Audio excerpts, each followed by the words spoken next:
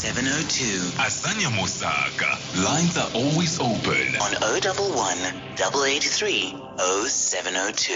Well, it's 24 minutes to 3 o'clock every Monday, just after 2:30. We hang out with the Naked Scientist. That's Chris Smith, and we speak to him from the UK. Chris, good afternoon. Good afternoon, and this week is a special one because you're talking to me from Durban, actually in South Africa. I'm at a conference. I'm here at the Bio Africa conference, which is just into its first full day today. Oh, fantastic. I was actually in Durban. I came back last night. I mean, you are in fine weather and in a beautiful part of our country. Enjoy it. Well, actually, I did have a free day a couple of days ago, and I've always wanted to go up and see some of the Drakensberg because there's some really interesting cave art made by bush people up there. Some of it's 1,000 years old and older, so I wanted to actually go and see that because I'm quite interested in ancient art. And I went up there and took some lovely pictures, and it's a stunning bit of the country. It's really lovely. That would have involved a little bit of hiking. Yeah, it did involve a bit of hiking, yeah. And it was very, very nice weather as well, which meant it was not just a nice bit of hiking. It was a nice bit of hiking and nice weather, which made it doubly nice. Absolutely. Let's go straight to the lines. We've got quite a few calls lined up for you already, Chris. AB, you're calling us from Johannesburg. Good afternoon. Hi, Zania. Abby Alistair is my name, actually. Abby, welcome. Question for Chris. But first of all, Chris, hopefully you enjoyed the mutton curry from Durban, the famous curry, best curry in the world. Well, so I'm told, and I've yet to find a restaurant that's actually serving it because, the hotel only offers a prawn curry. So I went down there to get some decent curry because I'm a bit of a curry head myself, and the only thing I could get was this rather naff prawn curry. So I'm gonna try farther afield tonight. Let's see if anyone can recommend. AB, do you have a spot? Well, I remember a place I used to go to when I was in the book trade called Denton's. I don't know if it's still there, but it's like an old wimpy restaurant. But the curry was the best curry I've ever had in my whole life. Mutton curry. Well, anyway, question. Yes, let's go for it, Abby. For Chris. Right, it's a bit gory, but when we die, if you get buried, you go into a big coffin, a fancy coffin, and you get buried 6 feet under. How long does it actually take for the body to decompose? As in completely? I'm assuming that the soft tissue organs will go first. It's a horrible subject, this. But then what about arteries and, other tissues, muscle, etc., etc.? Does it all decompose at the same time? And first of all, the coffin must rot. The bones obviously stay around for a long time. But sorry, Chris. Sorry, bad subject, but can you answer that? Thank you. Thank you for the question, Abby. And Chris, I think this brings into this takes us into an area of passion for me because these fancy coffins. No. No, like these fancy coffins that people insist on being buried in, and the kind of we are putting things that are necessary into the ground, because they reinforced some of them with steel and so on. And I think some of the things that we do as part of that burial ritual is just so unnecessary. So anyway, let's get to Abby's question. As you said, the coffin's likely quite fancy, huge, but what goes first? What decomposes first and last? Right. The answer to this question is like all these things, it depends.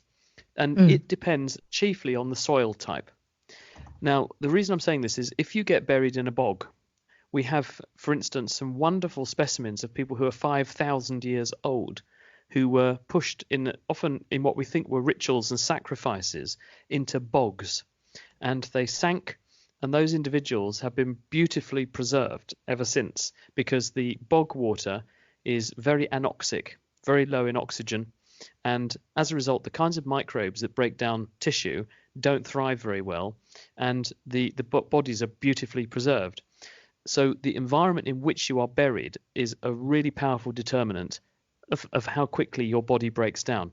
And because wood is a living tissue when it's on the tree, it's a tissue a bit like your body is in some respects. So there are lots of fungi and there are lots of other microbes that have the metabolic knives and forks to break wood down in the same way as they break down your body. So yes, the coffin is going to be something of a barrier there, but not a huge one. And your body is also full of microbes. There are more microbes living in you than there are cells in the rest of your body. So when you die, actually your own microbes start to eat you as well. So the deterioration and rotting process will start to take place the minute you die, and even before you go in a coffin, and it certainly won't stop the minute you are in the coffin. So that's something to consider as well. But if you're in soil which is very dry, then in the same way that the mummification process means that we've got the bodies of pharaohs and other people from Egypt preserved for 5,000 years plus, we can dig up skeletons and remains of people very well preserved in very dry soil that very quickly dehydrates tissue and stops the microbial degradation process. So that's another factor to consider. If you take an average soil in an average place, the UK laws are that you can use a grave again after 60 years. And indeed, if you dig a grave out after 60 years, then what's generally left is some bone fragments. So on the whole, most of the soft tissue just goes very, very quickly, and that includes the woods of coffins and things. The things that don't go very quickly are the bones, because they're much harder to break down, because bones are made of basically minerals, and they're much harder for microbes to eat. And as a result, they tend to stay for a long time, unless the soil is of a type of soil that will very quickly eat bone and degrade the bone. So soils that are on average, average soils, don't do that very fast, so the body bones, the skeletons, tend to be there for quite a long time, and in some cases thousands of years. But if you're in soils that are very acidic or at the other extreme, very alkaline, they can actually accelerate the degradation of the skeleton as well. Oh, fascinating. Thank you for all the scenarios. And Abby, thank you for the question. Next, we have Penny in Santon. Hello, Penny. Hello, good afternoon. Chris, welcome to Sunny South Africa. Thank you. My question is a little bit intimate. I would like to know why I do eat a lot of greens, especially spinach and lettuce and kale and that sort of thing. Why, when I pass a stool, does it come out often? The spinach leaf is not even digested, it comes out whole. I guess a slight irritation on the anus, and the things, they just come out whole. What is going on in my intestines that is not doing its job? Right. Okay. That is so definitely Chris, a first for this naked scientist phone in. Don't think we've ever been asked that before. But the answer is you have to follow the food on its journey. So when you eat stuff, the first thing you do is to chew food up. And the reason we have teeth to chew things up is A, to make it easier to swallow, but it also breaks down some of the hard tissue and therefore makes it have a bigger surface area so that digestive juices further down the GI tract, the gastrointestinal tract, can access things and break them up. When things go into the stomach, there's stomach acid together with a protein digesting enzyme called pepsin in the stomach, and this further accelerates the degradation and deterioration of these products. The stomach then sort of dispenses small blobs of food products down into the small intestine, where further digestive juices, largely from the pancreas and also from the liver, mix with the stuff and break it down further. Now, once all the goodness has been absorbed, the liquidy things which are in the small intestine then go into the large intestine, where the residual water is reabsorbed back into the body, but not much further absorption happens there. But there are lots of microbes in the large intestine, and so they tend to then break down further some of the things that we have eaten, and they produce what we regard as normal feces. Now, if you start seeing things come right through very quickly in a relatively undigested state, then what's almost certainly happening is that A, you perhaps didn't chew them up properly. Sweet corn and peas are classic ones for this because they have a hard kernel around them that protects them, and the hard outside cellulose exterior to these things is there to protect the seed when it's in the environment. But if you don't chew it up, then your digestive juices can't get into it to break it down very well. Now, spinach leaves are also quite tough, so if you don't chew them up hard enough, then your digestive juices can't break them up.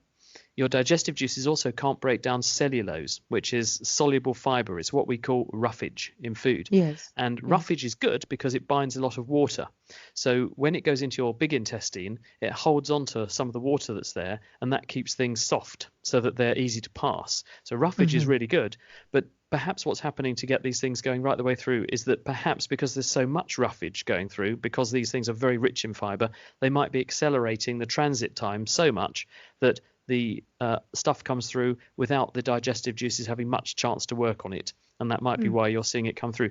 Children, this is quite common in young children, in toddlers, when they first begin to eat solid food. You might get something called peas and carrots diarrhea, and parents worry because they start seeing whole chunks of undigested vegetables coming through, and this is just because the gut hasn't matured yet and the digestive juices are not very powerful yet, and the transit is quite fast. So as a result, they don't break down properly. But I suspect that's probably what's happening. So chew it up and perhaps eat slightly less of it all at once, and then you're less likely for it to go bolting through so fast that you won't see this happening so much.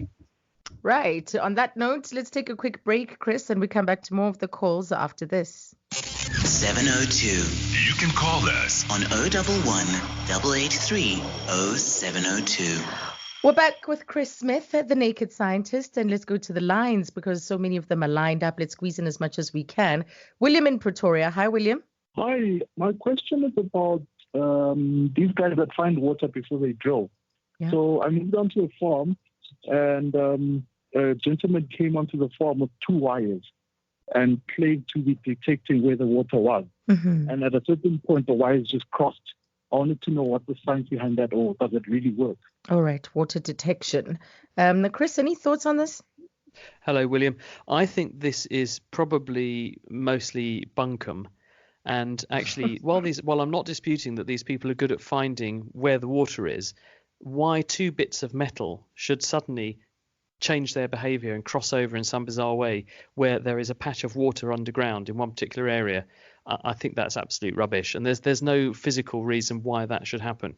What I do think these people are very good at, who do this professionally, is reading the geography and reading the geology. And it's exactly the same when people go looking for certain minerals or precious stones or gold. They get very used to seeing certain landmarks or features or giveaway signs that this is a good place to dig. Because when you're looking for water underground, you're looking for water which is trapped in porous rocks, capped over with an impervious rock that holds the water there.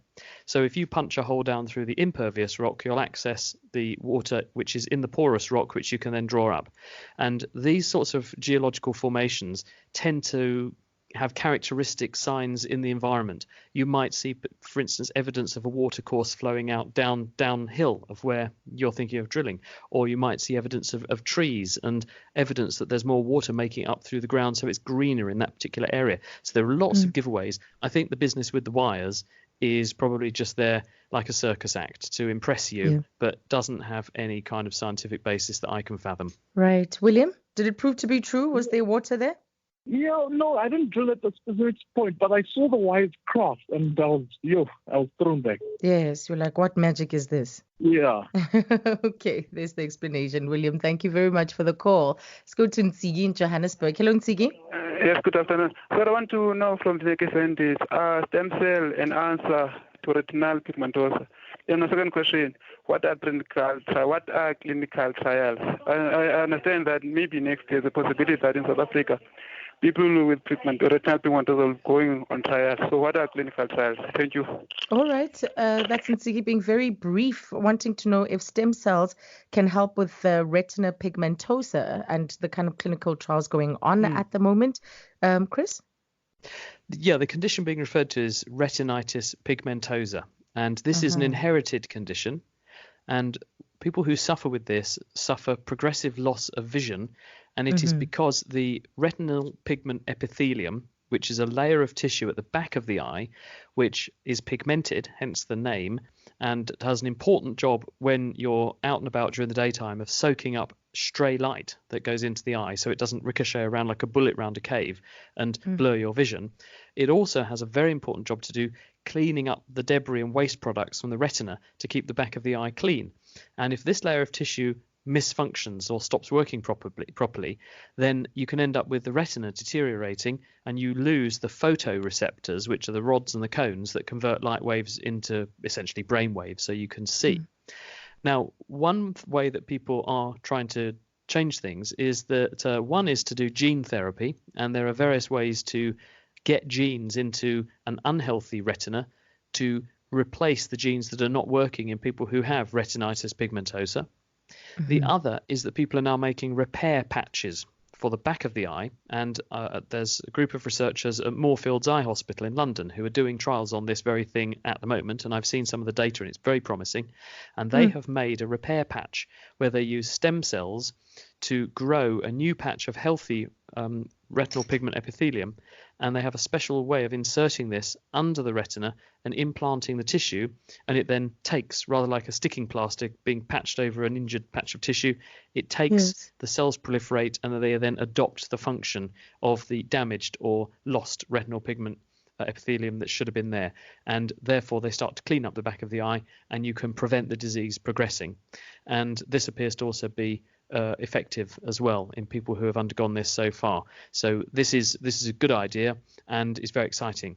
What is a clinical trial? Well, a clinical trial is the key gatekeeper in deciding whether or not something as an intervention works.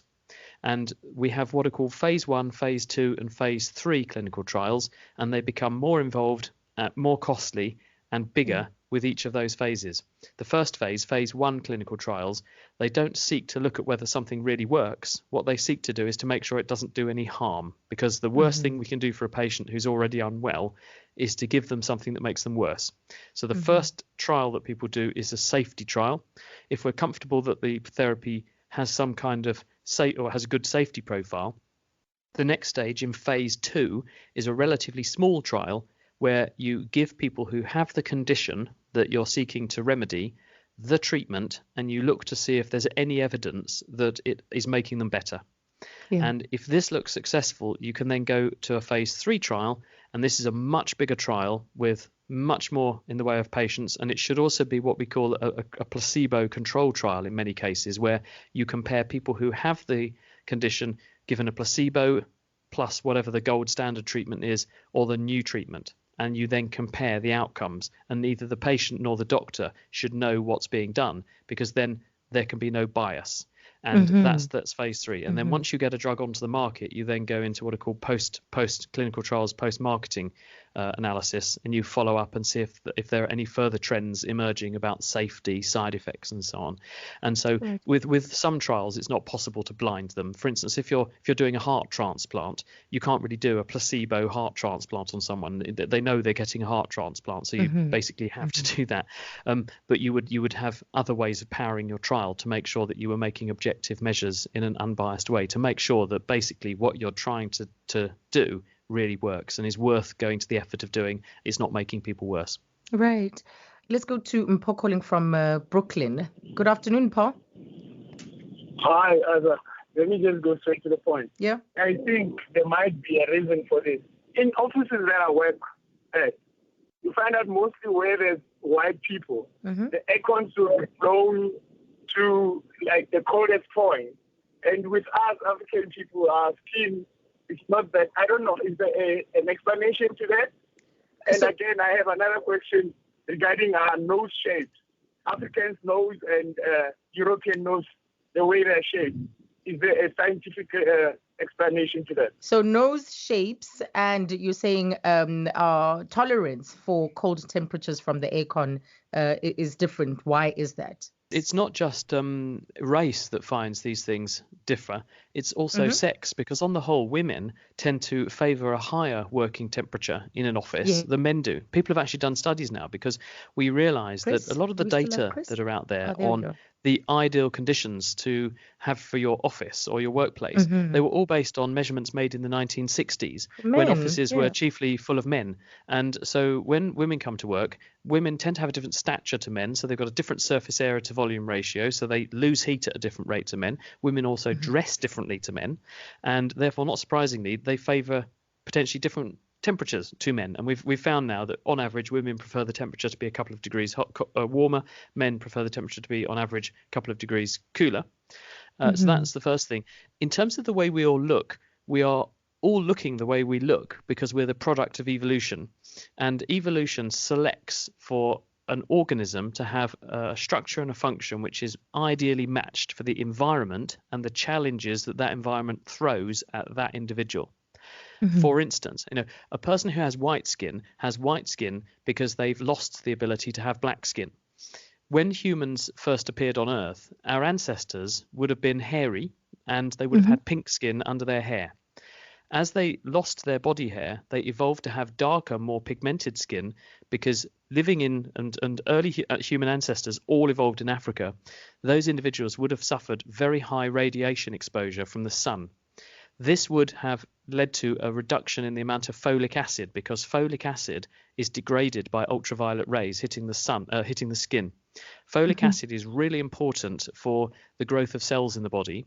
And if you don't have enough folic acid, you're more prone to have a baby which has a condition like spina bifida, a so-called neural tube defect. So ancestors would have evolved to have dark skin to conserve their folic acid.